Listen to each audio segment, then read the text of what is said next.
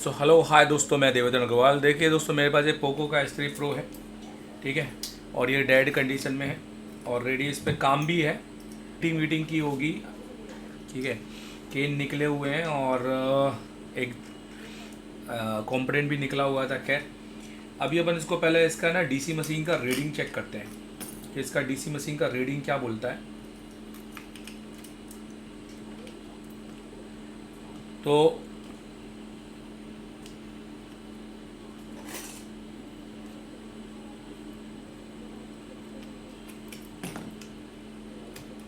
मैं सबसे पहले इसकी डीसी मशीन की रीडिंग आपको दिखाता हूँ। आप ऊपर मेरा डीसी मशीन देख ही रहे होंगे, कनेक्टेड है I2C का।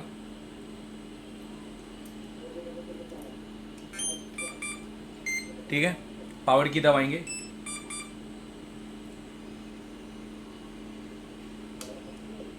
ये देखिए, तो ये जा रहा है 40, 35, 47, 48, 30 पर। और जाकर जैसी बटन हटाते हैं तो ये जीरो हो जाता है, मतलब ये रीडिंग जा रही है। और आप इसकी करंट बार कोड भी देख सकते हैं, मतलब बार करंट भी देख सकते हैं, जो ग्राफ है। अगर मैं आपको इसका ग्राफ दिखाऊं, आप यहाँ पे ग्राफ देखिएगा। ये देखिए, ये अप डाउन हो रहा है। देखिए, एक बार भी ना स्टेबल नहीं हो रहा। हम ये नहीं बोल सकते कि 48 48 एकदम से बहुत मिली सेकेंड में ड्रॉप हो रहा है वोल्टेज। तो ये प्रॉब्लम सॉर्टिंग की भी हो सकती है। ये प्रॉब्लम ज़रूरी नहीं है कि सीपीयू की हो। और अगर ये एमएमसी का सेट होता तो हम इसमें ट्रिक यूज़ कर लेते कि करंट स्टेबल हो रहा है, पर ये एमएमसी का सेट नहीं है, ये एक यूएफएस का सेट है। तो इसके अंदर अब हमें बेसिकली सबसे पहले देखना पड़ेगा कोई कैपेसिटर शॉर्ट तो नहीं है जल्दी जल्दी। उसके बाद में हम इसके अंदर ये कर सकते हैं कि इसका यूएफएस निकालेंगे सीधे। इस बार हम सीपीयू रिबॉल नहीं करेंगे, इस यूएफएस निकालेंगे और देखेंगे यूएफएस निकालने के बाद ये करंट होल्ड होता है कि नहीं। क्योंकि अगर ये करंट होल्ड नहीं होता तो हमें इसका यूएफएस और रैम दोनों ही निकाल कर चेक करना है। तो देखिए, जो प्रोसीजर है, हालांकि सीपीयू और रैम को हम रिबॉल कर सकते हैं डायरेक्ट, और फिर बाद में हम यूएफएस निकाल सकते हैं। हम ये भी कर सकते हैं, हमारे पास दो ऑप्शन है। तो हम ऑप्शन ए में भी जा सकते हैं, ऑप्शन बी में भी जा सकते हैं। चलिए देखते हैं हम क्या करने वाले हैं। देखिए, सबसे पहले तो हम यहाँ पर मल्टीमीटर को डायोड मोड पे कनेक्ट करेंगे और शॉर्टिंग चेक कर लेंगे। पहले हम यहाँ पर चार्जिंग आईसी के बाद शॉर्टिंग चेक करेंगे।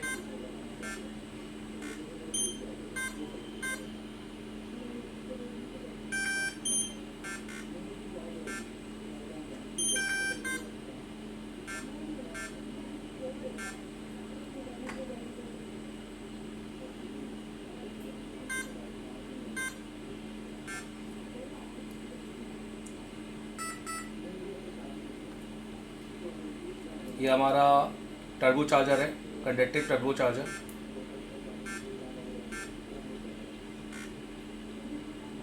ठीक है, हम अपने पावर के पास में चेक कर लेंगे। आप देख सकते हैं यहाँ पर हमारा मेन पावर और यहाँ पे हमारा कोर पावर यूज़ किया गया है।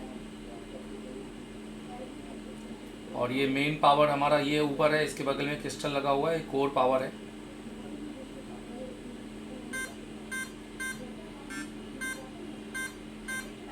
ये हमारा बक कॉइल है, बक कैपेसिटर है।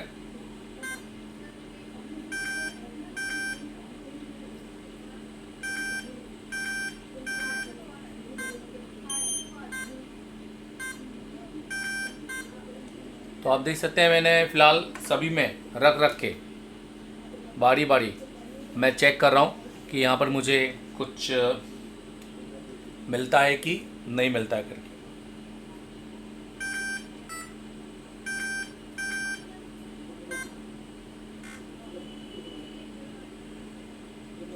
अगर मैं जीआर की बात करूँ तो मुझे वीवैट का जीआर आप देख सकते हैं कितना मिल रहा है, और रिवर्स मोड पे सही है।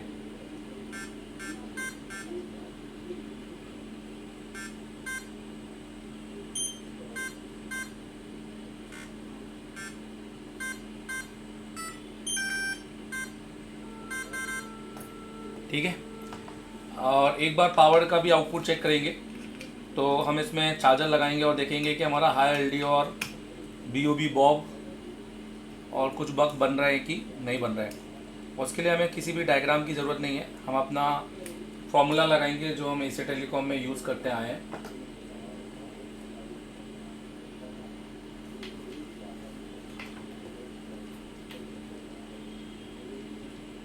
तो हमने चार्जर लगा लिया है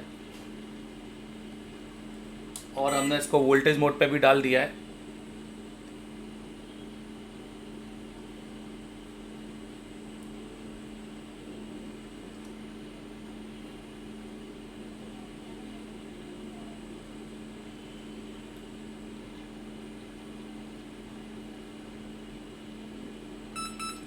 देखिए हमें बीपीएच मिल रहा है और मैं आपको फिर से दिखाता हूँ। ये देखिए मैं यहाँ पर चेक कर रहा हूँ और मैं देख रहा हूँ कि मुझे बीपीएच मिल रहा है कि नहीं मिल रहा है। ये देखिए यहाँ पर हमारा बॉब बनता है। देखिए हमारा यहाँ पर बॉब भी बन रहा है। यहाँ हमारा हाई एलडीओ बनता है। देखिए हमारा हाई एलडीओ भी बन रहा है, ठीक है। और इसके अलावा ये 1.8 वोल्टेज देखिए यहाँ पर। देखिए आप देख सकते हैं वोल्टेज में थोड़ा सा फ्लक्चुएसन है, अप डाउन कह सकते हैं हम इसे। और अगर बग की बात करें, ये देखिए 0.8, 0.7, 0.8 बहुत हल्का हल्का देखिए, बिल्कुल फ्लक्चुएट नहीं कर रहा। हम ये नहीं कहेंगे कि वोल्टेज पूरी तरीके से अप डाउन है, बहुत माइनर सा फ्लक्चुएसन हमें देखने को मिल रहा है। अच्छा, ये जरूरी नहीं है, पावर से भी हो सकता है, पर इसमें क्योंकि ये वोल्टेज बनाना ही काफ़ी है तो हम ये मान सकते हैं कि अभी तो हमारा काम हो रहा है।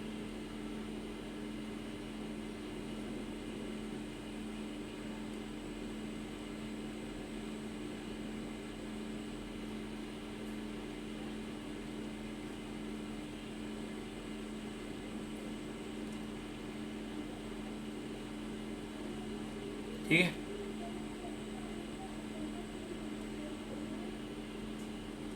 बहुत सारे बग इसमें एक्टिव नहीं होते हैं।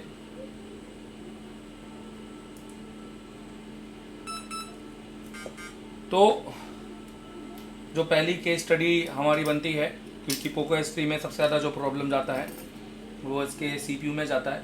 हम इसका CPU और रैम निकाल कर एक बार रिवॉल्व करके केस स्टडी का जायज़ा लेंगे और इसके बाद में अगर हमें लगा कि फिर से कोई दिक्कत आ रही है और अभी फ़ोन चालू नहीं होता है तो हम इसके अंदर हम इसका CPU लगा कर UFS उतारेंगे। सैमसंग का लगा हुआ है और देखेंगे कि हमारी रीडिंग स्टेबल हो रही कि नहीं हो रही।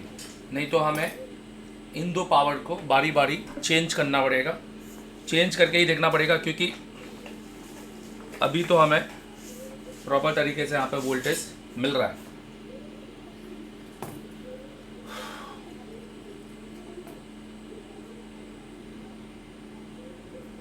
इसमें एक सप्लाई और है फॉल्ट एन की, हम ये भी चेक कर सकते हैं कि फॉल्ट एन हमारा बन रहा है कि नहीं बन रहा, जो हमारे पावर दूसरे पावर को ऑन कर रहा है कि नहीं कर रहा है। तो फॉल्ट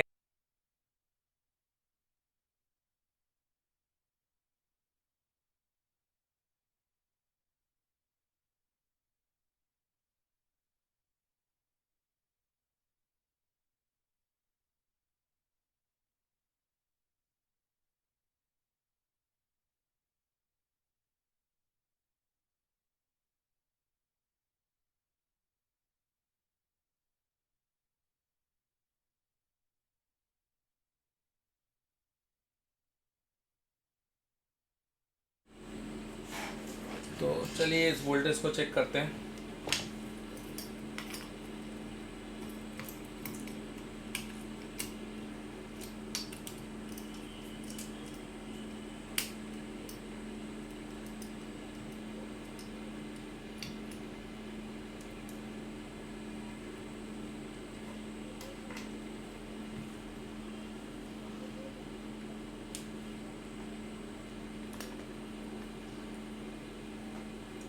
देखिए इस कैपेसिटर पे आना चाहिए,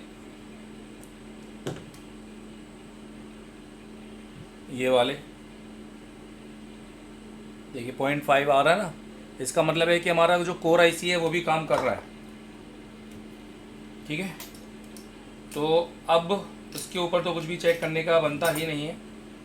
अब सीधे आईसी उतारेंगे।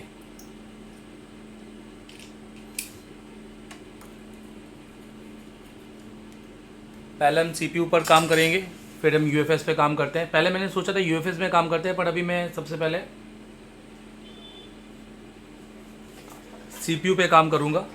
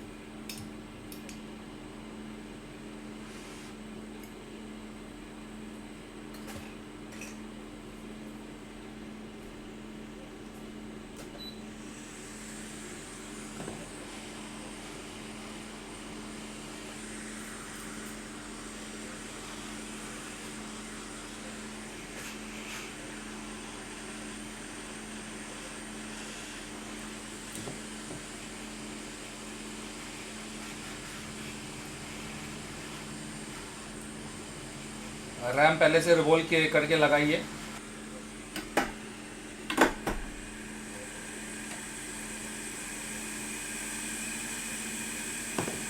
तो देखिए, इस पे आप देख सकते हैं ये जो सीपीयू है ये फूला हुआ है। ठीक है, तो जनरली ऐसे केस स्टडी में मैं आपको बता दूं कि आप अगर फ़ोन बना रहे हैं, ये किसी भी ऑलरेडी टेक्नीशियन ने काम किया हुआ है, और रैम बस लगाइए और यहाँ पे सीपीयू देखो ऊपर से यहाँ पे फूल गया है, ये दबता नहीं। तो इसका मतलब ये है, सिंपल है, इसमें हम कुछ भी नहीं कर पाएंगे। ये सेट इसलिए कुछ रीडिंग देके रिटर्न मार रहा था।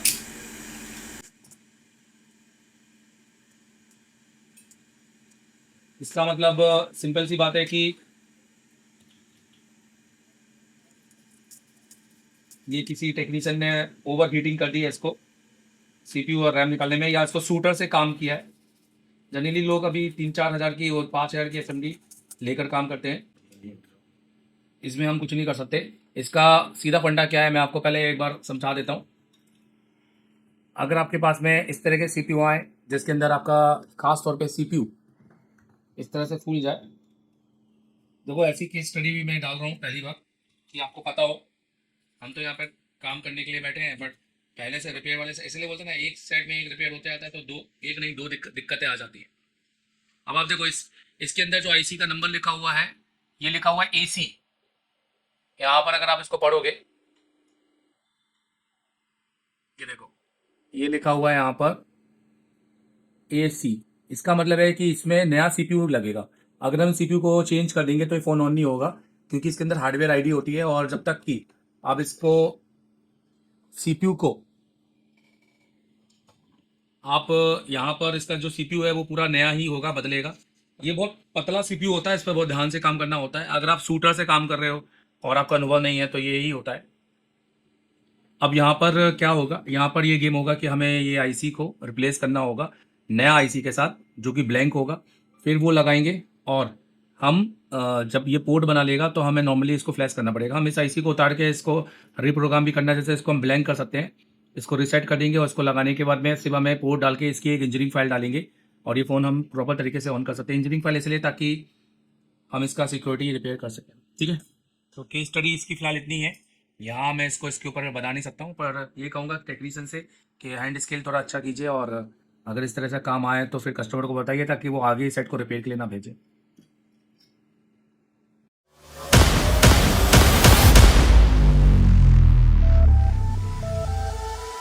28 अगस्त की भेंट। तो किस किस का सीपीयू डन हुआ? तो आप देखिएगा कि जो हमने क्लास में दिया है अपने स्टूडेंट को, वो इंडिया फर्स्ट एक एडवांस टेक लैब है, जिसके अंदर आप जस्टिफिकेशन करें कि भैया मैं जीरो से आया और मैंने क्या सीखा है। क्योंकि दोस्तों हमें आपको अपडेट में एक रियल एडवांस देना है, ना कि खाली अपने नाम के आगे एडवांस लिख देना है।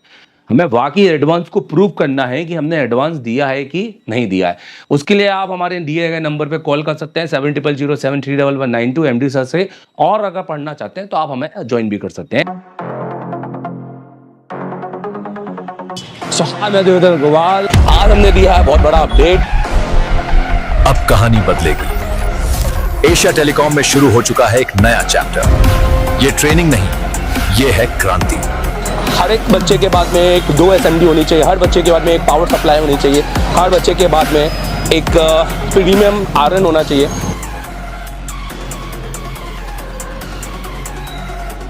देश का एकमात्र इंस्टीट्यूट एशिया टेलीकॉम, जिसे डायरेक्ट चाइना की कंपनी ने कोलैब किया है। कराते हैं एंड्रॉइड पे केबल काम, यह आईफोन के लिए नहीं है, तो आप आईफोन के लिए बिल्कुल भी आप ये वीडियो को स्किप कर सकते हैं। एंड्रॉइड दोस्तों, सबसे पहले तो हमारा काम है, हम इस कोर्स को बोलते हैं सीपीयू मास्टर। ये ऑल इन वन कोर्स है। ये कोई ऐसा नहीं है कि आपने सॉफ्टवेयर पढ़ना है तो सॉफ्टवेयर पढ़ा देंगे, एमएमसी पढ़ना है तो एमएमसी पढ़ा देंगे। ये ऑल इन वन कोर्स है। अगर आपको ऑल इन वन पढ़ना है, एक फीस में सब कुछ, जिसमें आपको रहना, खाना, वोट सब कुछ हो, और आपके साथ जाकर 11 महीने का अपडेट भी, जिसका हम एक थोड़ा सा नॉमिनल चार्ज लेते हैं, और वो भी क्यों, वो हम इसको आपको बताएंगे वीडियो के एंड में, आप देखिएगा जरूर। दोस्तों, इस कोर्स को हम कहते हैं सीपीयू मास्टर कोर्स, क्योंकि हमें सीपीयू मास्टर, आप देखेंगे ये एशिया टेलीकॉम का है कंप्लीट एंड्रॉइड कोर्स और मास्टर एंड्रॉइड कोर्स। ये हमारे ऑनलाइन कोर्सेस है, आप इनको भी ले सकते हैं, मैं इनकी डिटेलिंग भी करूंगा। सीपीयू मास्टर कोर्स होता है, हमें बच्चों को सीपीयू का मास्टर बनाना है, हैंड स्किल। तो हम हमेशा सबसे पहले हमारी काउंसलिंग करते हैं कि बच्चा बैठने लायक है कि नहीं। हम हर एक को एडमिशन नहीं देते हैं। अगर कोई गलती से एडमिशन लेके आ भी जाता है तो हम काउंसलिंग क्लास में उसको अलग कर देते हैं, हम उनसे फीस नहीं लेते हैं। मतलब अगर आप 10 घंटे बैठने के सक्षम हो, अगर आप इतनी मेहनत करने के लायक हो, प्रैक्टिकल लैब है, यहाँ इतने सारे जो टूल्स हैं, ये सब आप यूज भी करते हो कि खाली ऐसे देखने के? ये एक पहला इंस्टीट्यूट है जहाँ टूल यूज होते हैं। हेलो, पन्नी लगे वाले टूल नहीं है, ठीक है।